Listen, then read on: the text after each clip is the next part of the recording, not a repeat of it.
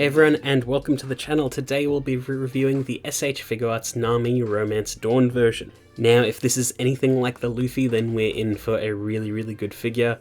I feel like the design team for the One Piece Figuarts have finally sort of found their groove, at least from what the Luffy showed. And this is the first Nami we've had since the original S.H.Figuarts many years ago, which might as well not have existed at this point.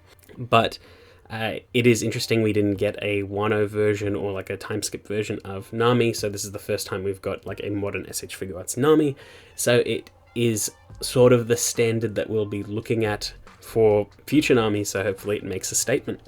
And Nami is one of my favourite characters. They were probably my most favourite, or one of my favourites briefly during pre-time skip stuff when a lot of their story was being told. But after the time skip, they sort of get relegated to the background a bit, help out every now and again, and are still vital to the crew, but just aren't in the forefront all the time like they were before. But regardless, they are still one of my favourite characters, and I do really like the Romance Dawn arc, as well as the sort of lead up and execution of the Arlong Park arc and all of the stuff involving Nami there. But taken out of the box, here's what Nami comes with, and it's a pretty decent loadout. It does look a little bit small, but I think for the most part it is what she needs to come with. So she's got 5 faces, as well as an alternate face for Luffy, a treasure chest, a bunch of different hands, and her staff. This is before she got the climate baton, so it is just a regular staff, nothing too crazy going on. And they've fairly faithfully recreated her look during the Romance Dawn arc. At least sort of like her first ever appearance in the series. And put on a display, she looks really good. They have captured that early One Piece style before proportions got too crazy, and if they were too crazy, then it would be really hard to stand this figure up.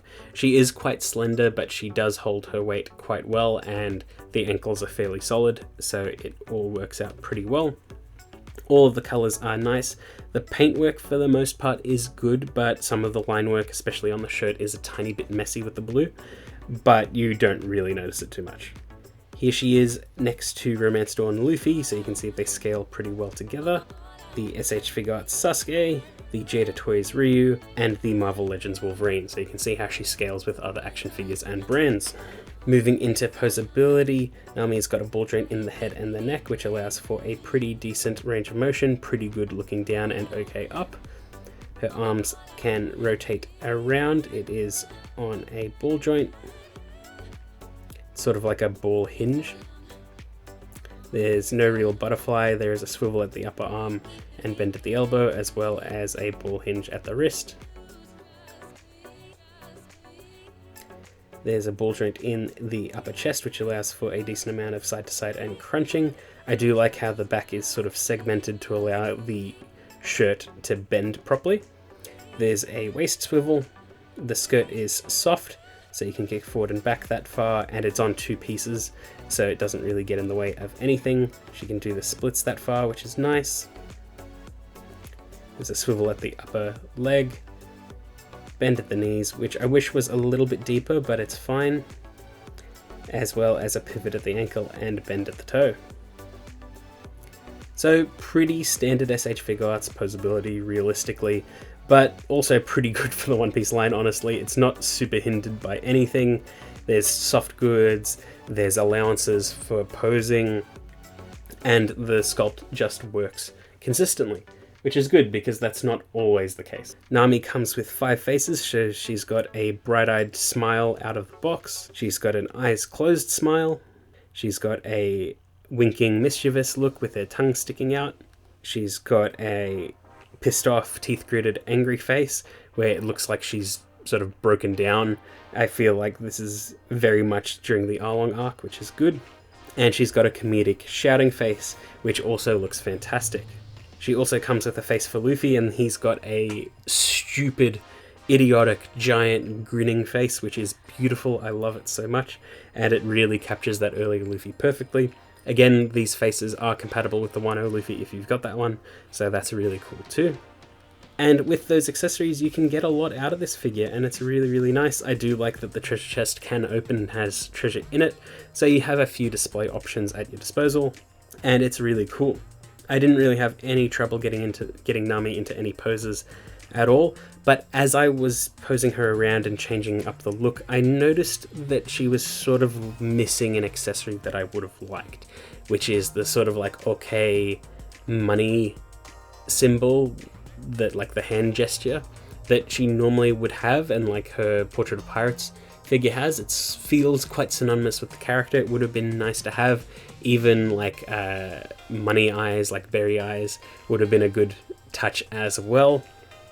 I get why they're not here, but I feel like you could have replaced one of her smiling faces with an alternate face, and you could have changed sort of like her pointer finger into the money hand gesture, which would have been cool.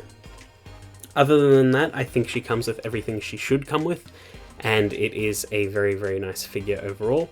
Would have been cool to have a Tangerine as well, actually. But it is what it is. For the most part, it is a very, very good figure. The loadout is good, the posability is good. Just having a treasure chest is a really cool accessory for pirate figures, so that's really nice as well. It's just a very good release. No real issues at all, like if we're being real. It's a sign of things to come for the One Piece figures, I think, because after this we've got the Ace Premium Bandai figure, which looks incredible. The amount of accessories he has is off the charts. We've got the Shanks, which also looks really, really good. We've got the pre-time skip Zoro, which looks fantastic, and he's like addressed literally every single issue that everyone had with the Wano Zoro. So there are signs of things getting way, way, way better. We'll see how the rest of the standardized line goes, because we are going to get Sabo later on as well. And I'm sure there are a mountain of other figures that they've got planned. It would be cool to get full Straw Hats. Either pre or post time skip doesn't really matter, but if the pre-time skip versions are going to be way better anyway, it'd be nice to have that whole crew done. But again, this is a solid release, and that means it's two genuinely good S.H. Figuarts that One Piece have produced one after another. So that is really, really good, and I hope it continues. But yeah, that's pretty much it. I hope you enjoyed that video, and I will see you all next time.